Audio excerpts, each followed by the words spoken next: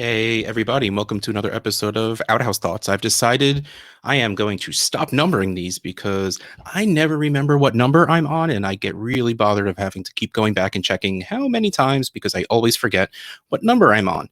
This is six, by the way, because of course I looked before deciding I wasn't going to do it anymore.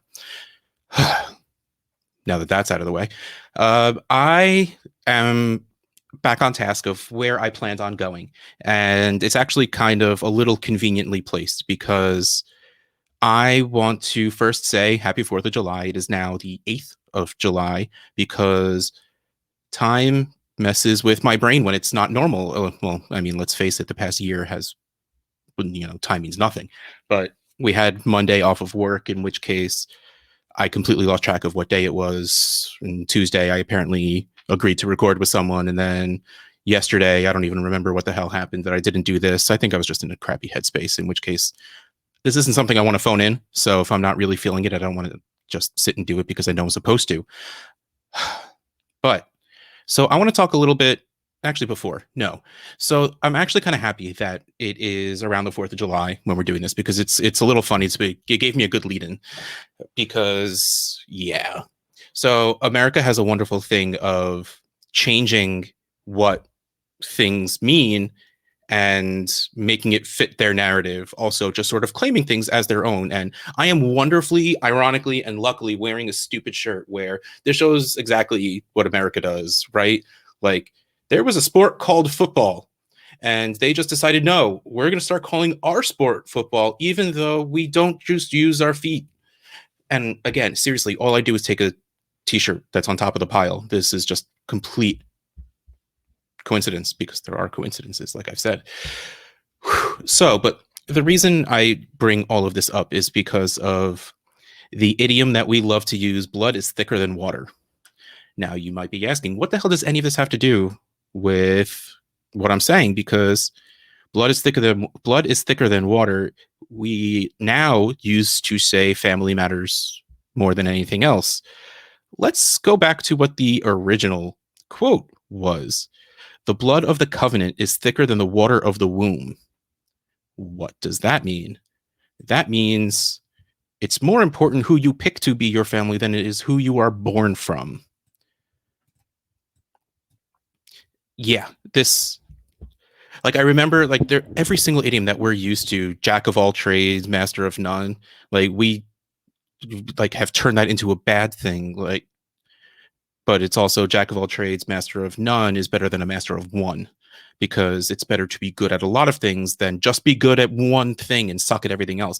So we have absolutely took so many of these sayings, chopped them down, and just changed what they meant to fit whatever the hell we needed at the time. And we'd use it over and over again, and it's turned into what it is, even though it's actually kind of wrong. Which still, like, the one that really gets me is head over heels. You're always head over heels. The original saying was heels over head. How the hell did that change? Not the point. So, yeah, the reason I did the episode about me being sick, the reason I did the episode about reading the letter is really to lead up to this. Was this, at least this one of the episodes, this was the first one I wanted to get into a lot because I have found many, and I talk in the article about the community, and I said, if I were to have written it now, I would have changed community to family, because there are people that I have found in the fantasy football community that I talk to, trust, listen to, care about more than my actual family. Yes, this is one of those times where I'm supposed to say, no, I love my family and all of this stuff. But honestly, like, my family isn't great. And I'm going to do what I always do and point out that this is kind of hyperbole. My family, I didn't grow up in an abusive household. My parents never hit me. I'm a spoiled brat, so I've never wanted for anything. I would cry because my mom would only buy me 2 video games instead of 3, and I absolutely understand that puts me in a great spot, in a spot that makes me feel like a little bit of an asshole when I complain about my family, because I know so many people had it worse. But another one of the reasons I like putting this out is because perspective matters. what you go through isn't any less valid because other people go through worse things. Like, just like, I'm sad because whatever happened, like, if someone, like, every once in a while I get sad because I was sick for a while. If someone just goes, well, at least be happy you didn't die. Other people die. Why would that make me feel better? I don't feel better because other people go through worse things. That makes me feel worse that I feel bad that I was that, because that's not going to stop me from feeling bad. So I'm sidetracking already at this point, but this is what my brain does every single time. I guess that's what I do. Um, is just like it spirals, and that's why I hate when people think just because other people have it worse, it doesn't mean what I'm going through, what I'm feeling isn't real. And that's not a reason to be happy with your situation because other people have it worse. It's just a reason to want to help other people. But I guess that is another point of this entire series. But let's, so my family again, just so let's start at the top. And the easiest examples of all of this unfortunately goes back to when I was sick. So let's start with, I was in the hospital a lot, and my mom is one of the nicest self-centered people ever. The problem is my mom kind of has the brain of a 10-year-old, in which case she can only really think of things from her vantage point. Like, she's very egocentric. She doesn't understand anything else. It's just how she frames everything. One day I was in the hospital, and it's really impossible to sleep. It's funny. The only thing you can't do in a hospital is rest because there's always someone beeping, always someone coming in to check your vitals, always something, over a loudspeaker and all of that stuff. So the nurse comes in one morning and she's just like, oh, so how did you sleep? And my mom starts answering instantly, mostly because the women in my life always speak for me, but I'm used to that at this point. But my mom's like, oh, he did this. He fell asleep here. He fell asleep here. He woke up a little bit. And then I woke up when he woke up, and I always such a hard time falling asleep. And I got back to sleep for a little bit. And even the look on the nurse's face is like, why the hell are you talking about you? I don't care about you. I'm talking. And of course, this is one stupid example, but like, extrapolate that to life because that is a perfect example of who my mother is. My father, I was going through chemo. And actually, let's take a step further back. I never really liked asking my dad for anything. My dad was one of those. I'm a spoiled brat because of my dad, because of both my parents. But my dad grew up poor, absolutely. The only reason he got to go to college was because my grandma magically got a job in as an admin in a college, and they got to go. Him and his brother got to go for free, and so he absolutely knows what it's like to grow up with nothing, and he never wanted to have us feel that. And I guess they overdid it. But besides the point. But now, also growing up, it was always, hey, you need money for this, here's money. Oh, well, here are 5 things I want from you because I'm giving you money. The strings made it absolutely not worth it. That the second I graduated college and was able to get a full-time job, I made it a goal of my life to never ask him for any money ever again. And I did that for until I was 31 when I'm going through chemo. And it took a couple of months of going through this and not being like, to say, like, all right, dad, I know it's been over a decade since I've ever asked you for anything, but I mean, we need help. We have a newborn, and we need someone to come in and help. We need, help with, you know, mortgage, with our bills, because I lost a majority of my paycheck. I was on disability, so I got some of it, but it's not really something you see coming. And my dad's first response was, well, why don't you send me over your financials and then I'll come over and we'll talk about it. It broke me. Like, seriously. Like, seriously. If, oh my God, like, ah, ah, see, nothing. I can't even form words. Honestly, I haven't said this out loud to anyone in a very long time. So, yeah, I wasn't really prepared for that one. The story about my mom, I tell all the freaking time. This one I've never really brought up before. um, like, holy fuck, how do you not just support your child in a moment of, he came over to talk about it, I was slumped in a chair with the the chemo regimen that I had. That's not the right word. the chemo route I was taking, I can't think of words right now because I literally just, I would go, I would sit in a chair for, I think it was like 6 hours, three, four, I can't remember anymore. But I would leave with something still hooked up, like and a pump, like a electronic pump that would still be pumping medicine into me. And so I'm slumped in this chair, barely able to move, with this pump that makes noise. Like you can audibly hear it, and it's like a fanny pack, pretty much. Like so, you could see it, you could hear it. And my dad's, asking me for financials. And when we wanted to put him in daycare for, no, yeah, this is still in my brain. It shouldn't be, I guess. So when, like, I was asking for help, my dad and my stepmom came over because, oh yeah, sorry, my parents are divorced, but I don't that I was 8, whatever. Um, my stepmom, whose husband died from cancer, and I'm sitting here slouched in a chair with chemo running through my body, says, "Well, you're home. Why don't you just watch Nolan?" I wish I had the energy to stand up and slap her in the fucking face. And this, at this point, was 7-ish years ago. And I literally just lost respect for my stepmom completely, and honestly, my dad a little bit. Um, moving on, uh, my brother is all I have. It's my immediate family is, I only have one sibling. So, and then there's my mom and my dad and my step parents. They're fun. I explained my stepmom a bit, but there's a whole lot more. And my stepdad was a wonderful human being, and then kind of went insane, and that's a story for another episode, I guess.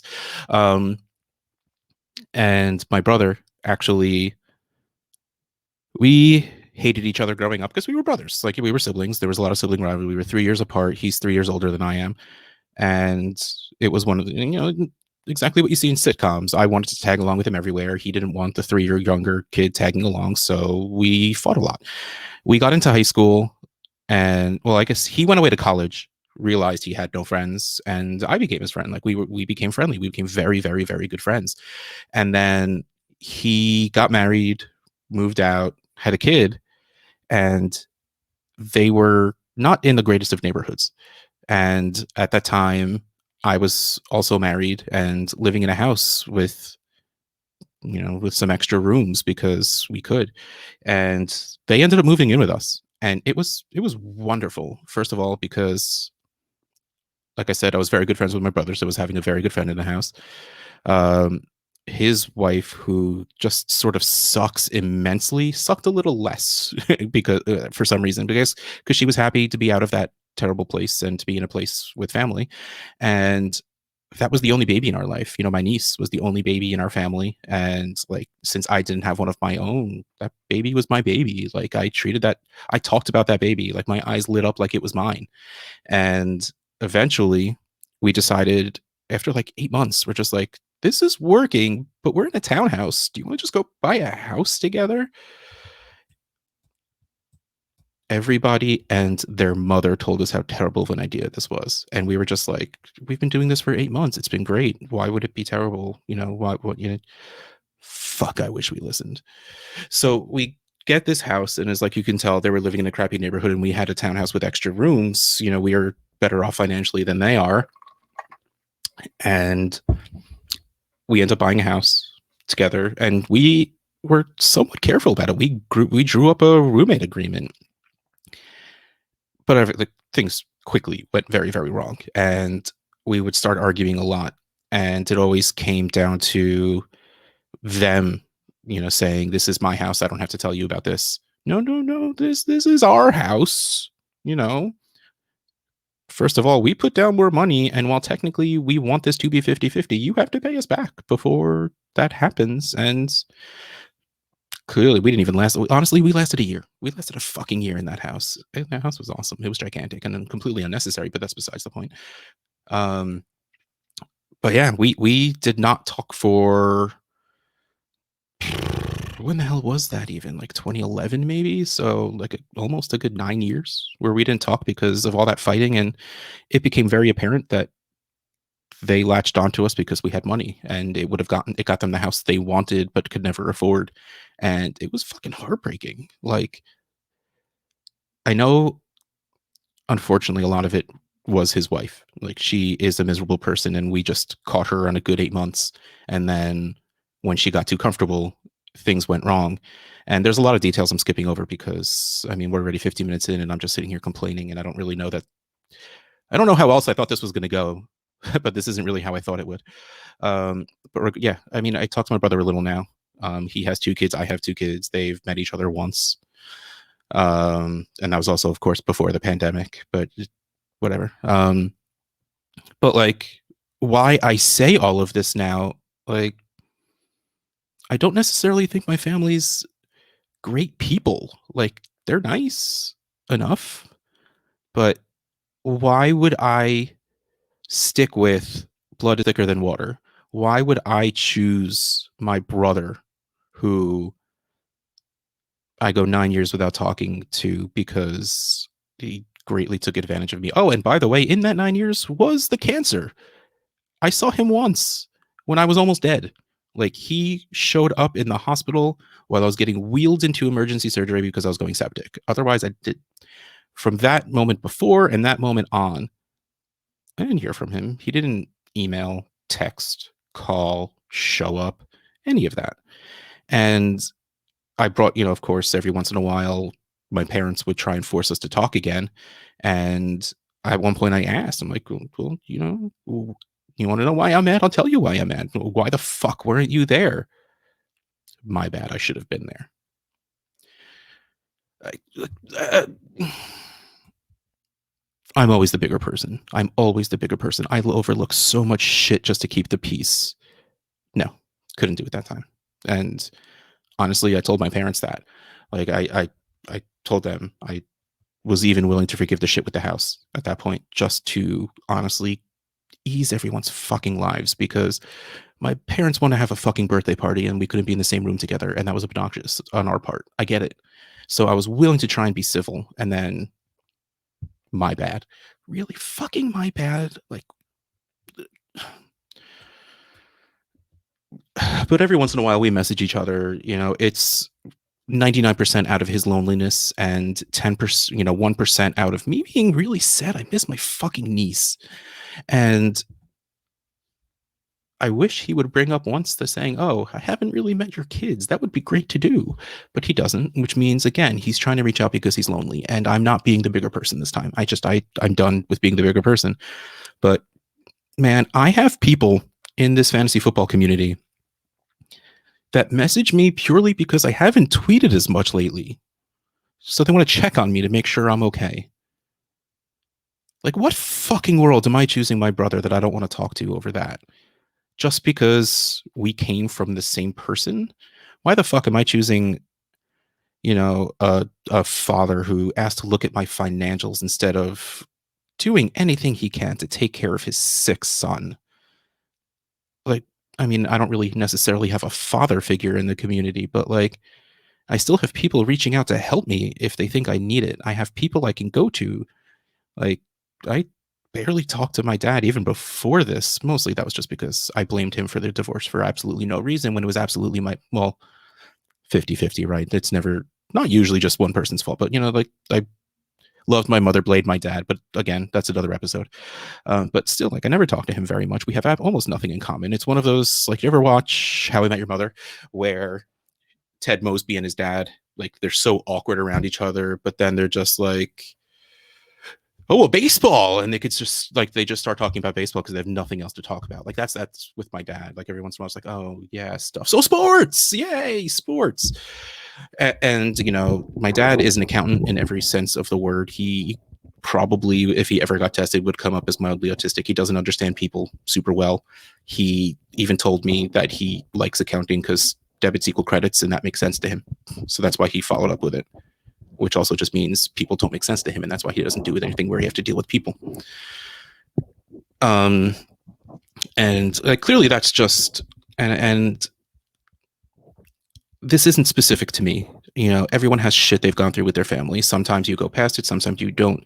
But I really need to say it out loud, because I really, like, it's funny. Like, I catch myself doing it with my kids, where it's like, I have an 8-year-old boy and a 6-year-old daughter.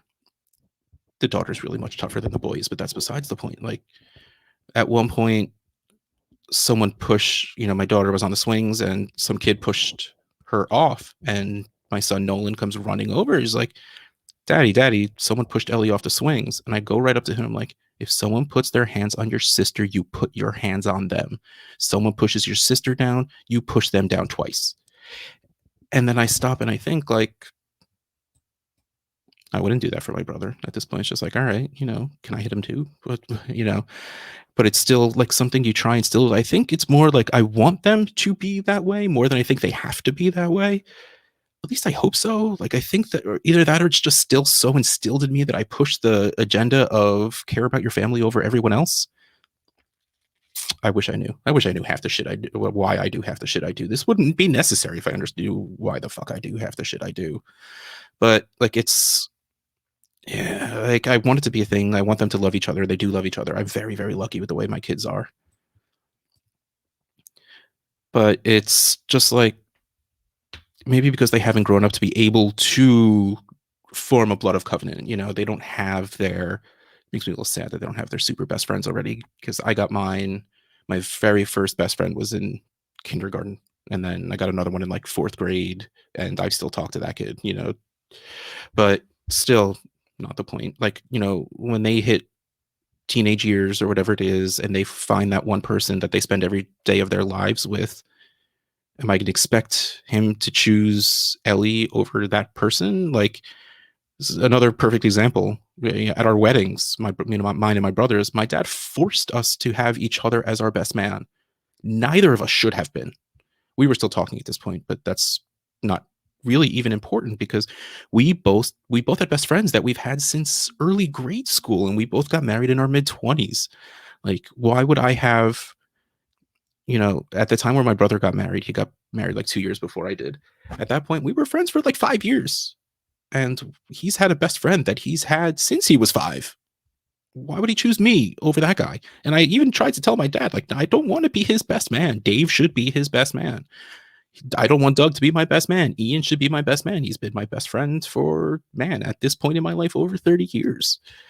But no, my dad only knows half that saying, blood is thicker than water. And at that point, it wasn't worth the fight because my dad was paying for part of the wedding. So that's the strings that were attached. I don't want to go into like examples of what my blood of the covenant has done, because I don't know, I feel weird saying things where people might know I'm talking about them, even though I know people are listening. Hopefully they know I'm talking about them when I'm talking about how much I love these people. But I know I've talked to a bunch of people and about their family and about how some families are just legitimately like, some people are bad people. And just because you're born from their DNA doesn't mean you have to keep giving them chances. Like, after a while, you could just be like, no, thank you for raising me. You didn't do a super shitty job. Bye.